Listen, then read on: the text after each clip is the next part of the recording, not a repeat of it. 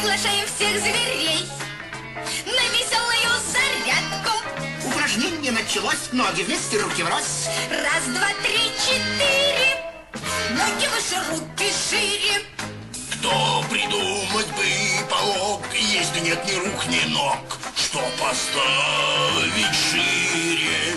Как к вопросу подойти? Ноги выше — это 3 или все 4?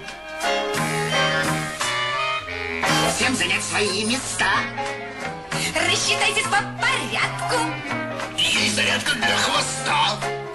И для хобота зарядка. Пусть у Дави длинный хвост выгибается, как мост. Раз, два, три, четыре. Хобот выше, уши шире.